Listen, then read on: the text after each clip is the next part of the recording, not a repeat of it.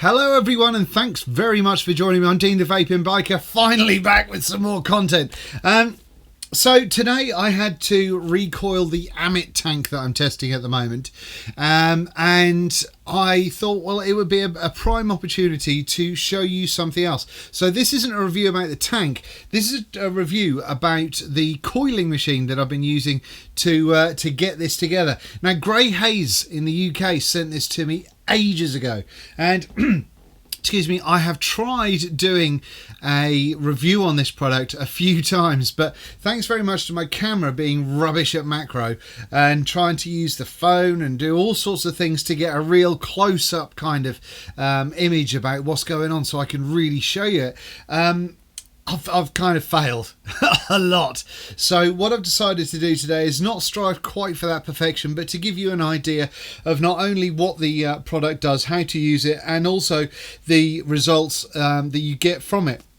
Excuse me. So using this MkII tank, I will be putting a coil into here, which is just going to be a fused clapton, and hopefully you'll see how nice it looks. Now, there's going to be, to get up in front of this one, there's going to be a bunch of people that are saying, oh, well, I can make a clapton twice as quickly by hand. Well, bully for you, and that's brilliant. I'm really pleased for you. That's ace. But there's a lot of us out there with crappy eyesight or dodgy dexterity or just can't be asked. And what we're looking at today is the Daedalus. I'm calling it the Daedalus.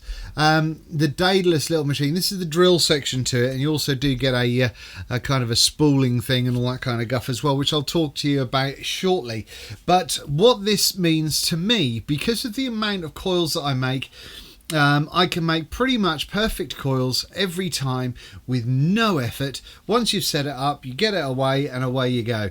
And that to me is worth its weight in gold. I've used this so much over the last few months, it's ridiculous. And it really, really, really does help. So yeah, before I bore you anymore, let's dive down up close. We can have a little look and see how you can make just a crap ton of little coils. Come on then. So here we are with the Daedalus. I'm going to call it the Daedalus. I think that's how you say it, but who actually knows?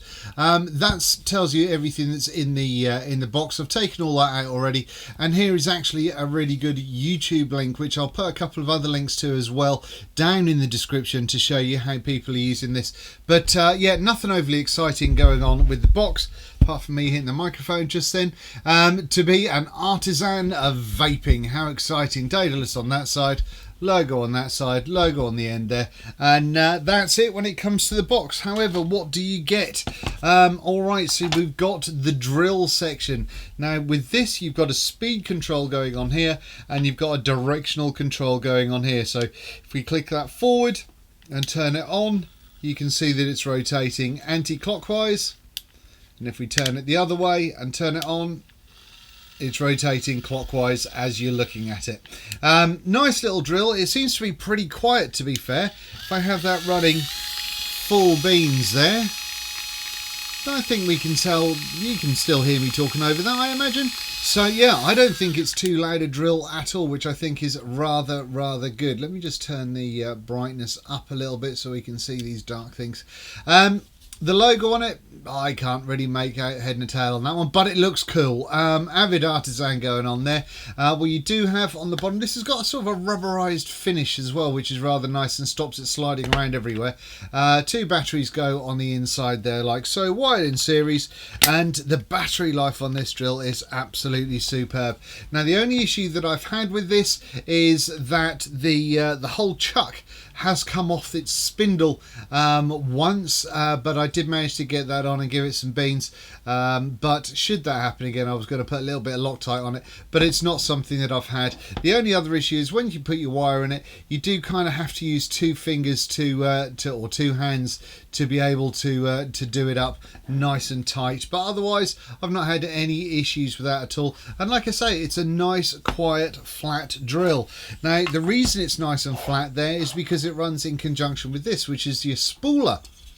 Now, you've got a spring, you've got a threaded section here with a spring, and what happens there is you get your wire that you're going to use to clapton. That goes on the top, the spring goes on top of there, and then you put some tension on it, and that tension just means that that doesn't kind of automatically kind of unspool. Once you've done that, you get your wire, a little bit fiddly to get in. Where is it? I'll show you up close in a second. Let's tighten that up again.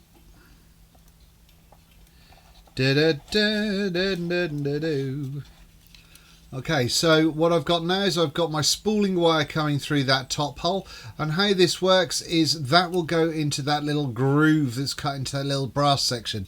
Now what happens at this point is you will get your straight sections of, I'm using 26 gauge for today. Now one of the great things about 26 gauge I think is, or stainless steel at least, is you can take it, you can unspool the section, and then you can just give it a tug, and then it's pretty much straight. So you don't have to worry about doing, you don't have to worry about kind of putting it in the drill to get it straight, although you certainly can do if you want to. But what I'll do is if I just take out 2 sections of that quickly, I can show you where everything goes. Okay, so what we've done now is we've just straightened or taken off or unspooled, that's the word we'll use for today. We've unspooled 2 sections of 26 gauge stainless steel. Now for 26 gauge I will tend to use the smallest of these 3 guide holes. Now obviously this is going to be dependent on how big the coil is that you're going to be making. But yeah, putting it in the smallest of those guide holes means that they're nice and snug, they can rotate happily, and everyone's a winner.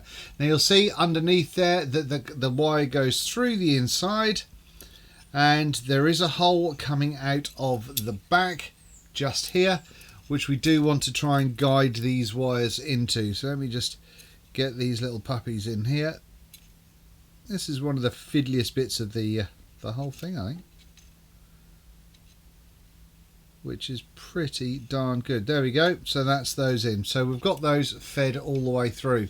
Now then, to set this up, oh, I'll put the wrong ends in. To set this up from here, all you've got to do is you can either splay out the wires, get these in the drill, and then wrap your clapton wire over the top of one of the ends poking out of the drill, or probably the easiest way will be just to spool some of that wire back actually, and then get whatever wire you're going to be using as a clapton and wrap it around those legs like so. Possibly leave a little bit less space than I've done there, but there you go. And then all you have to worry about doing is popping that in the drill,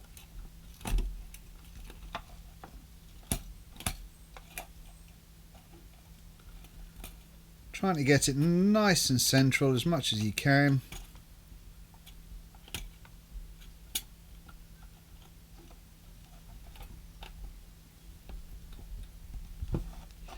Everything's nice and tight, and there we go. So at that point then all you have to do is choose the direction that you're going to start clapsing in.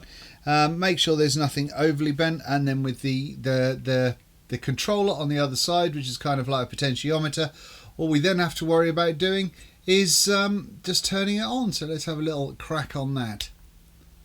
Nice and slowly to start with, because you can see what's happened here is I've managed to bend that, so I can just bend that straight again, and it just helps with a nice little kind of perfect little run. Doesn't have to be absolutely spot on.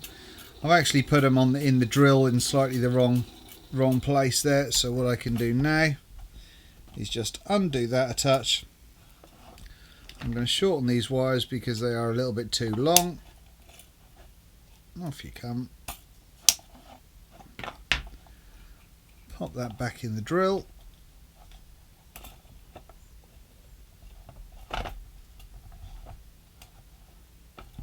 Yeah, we're pretty central that time.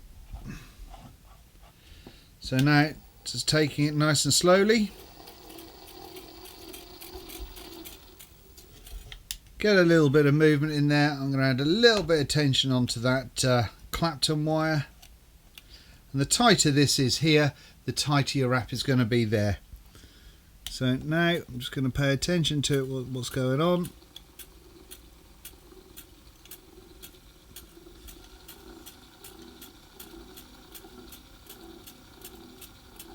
And we're starting to set it going. And it's not looking too bad. Get some speed going there now.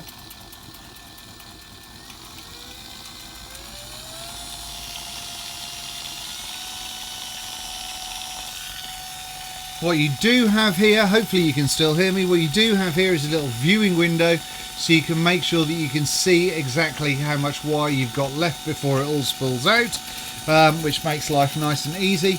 And as you can see, I'm doing hands-free. This is I'm not having to touch anything now.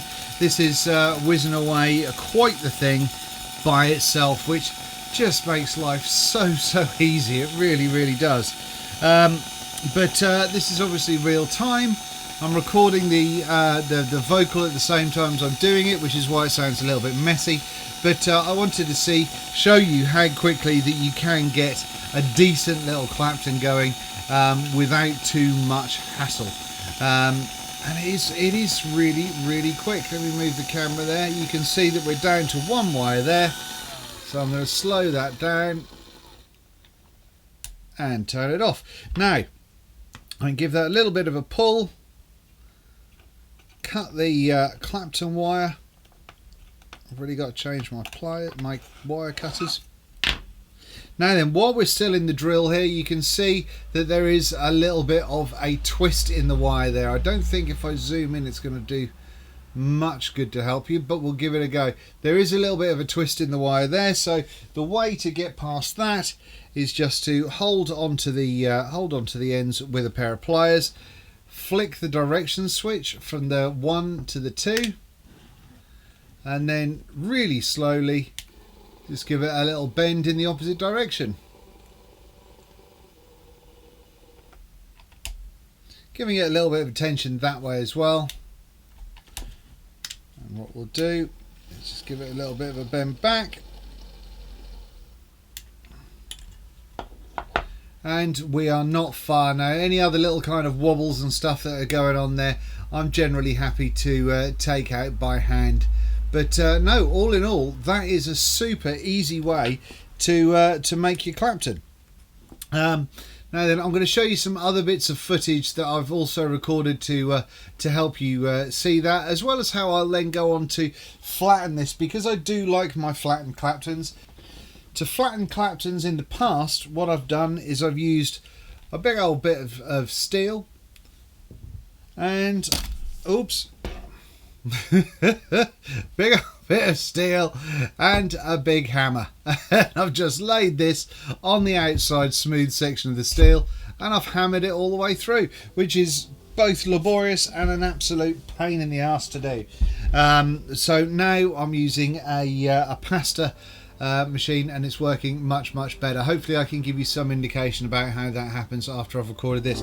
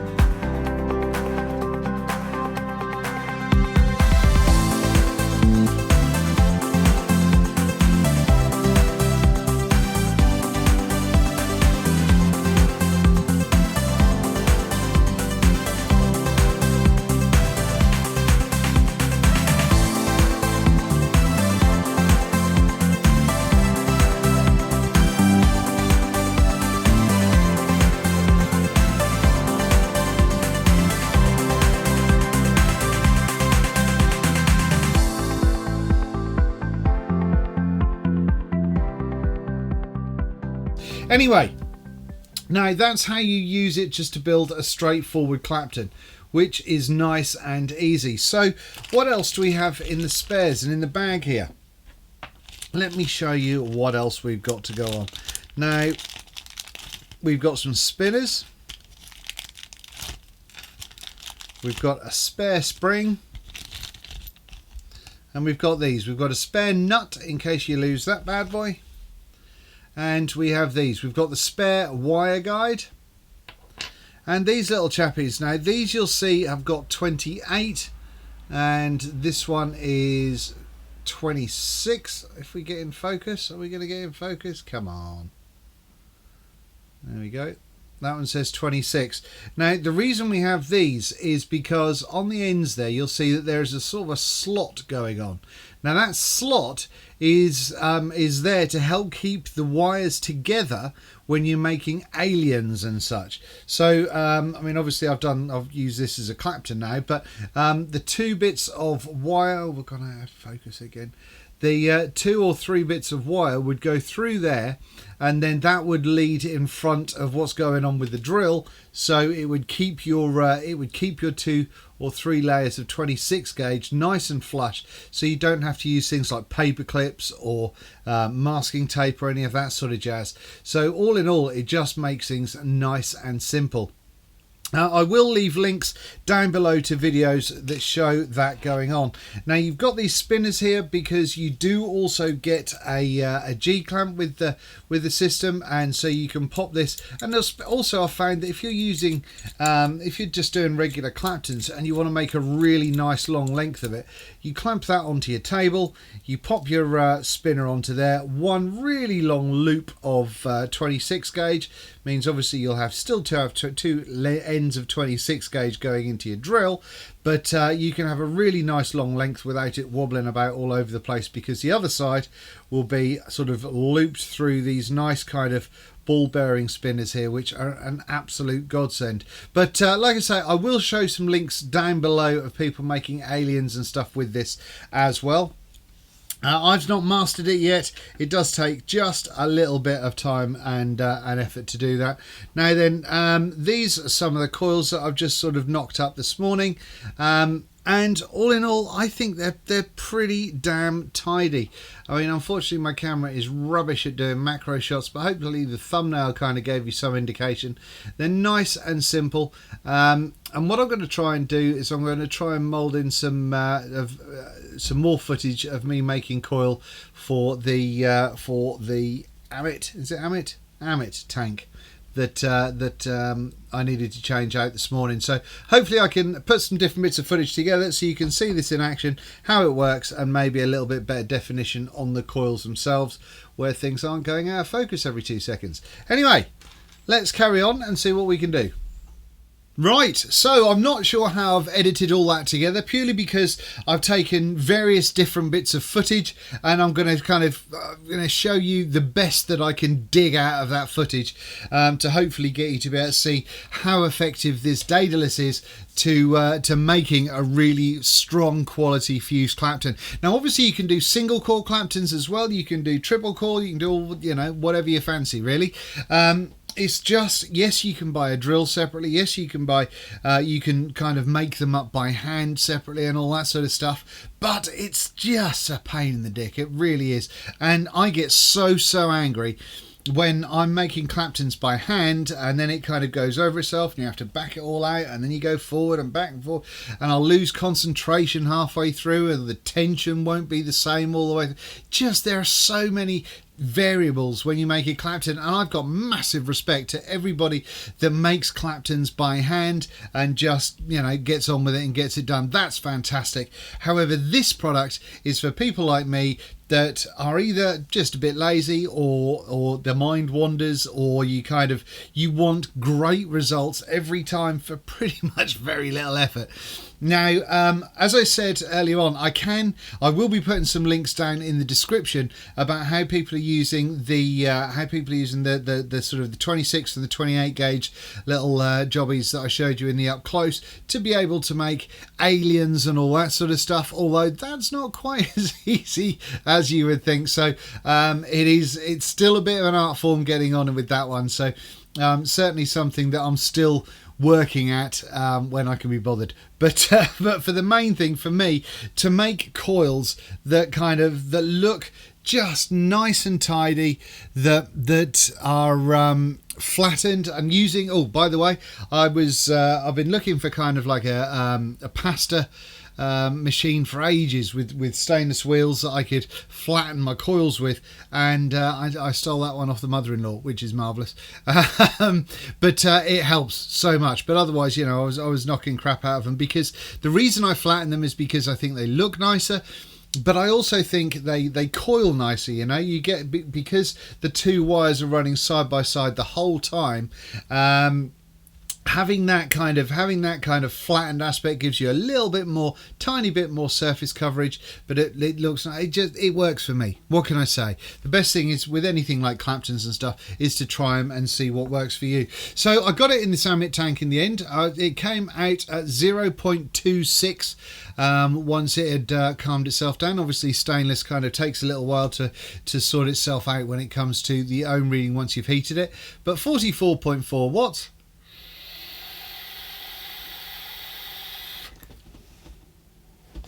And it works as a clapton should. I love it. I love claptons, I really do. So anyway, as I said at the start, Grey Haze sent me this one a long time ago, so many apologies to Grey Haze for my inept ability to be able to get a decent shot, and who knows, I might not have been able to get decent shots today, but we'll see in editing. Now, they don't actually have any in stock currently, which is a bit of a shame. I don't know if they're going to be getting more in, but the last price that these guys had for these was $49.99. $49.99, and that gives you all the kit that I showed you in the up close, and just, as I said, makes life considerably easier. So it's the best Clapton kind of assistant or wire DIY kit, or you know, however you want to call it, that I've ever used. I think it's absolutely superb. A little bit of a trick though, when you're using it on any surface, make sure the surface that the spooler has to run on is nice and clean.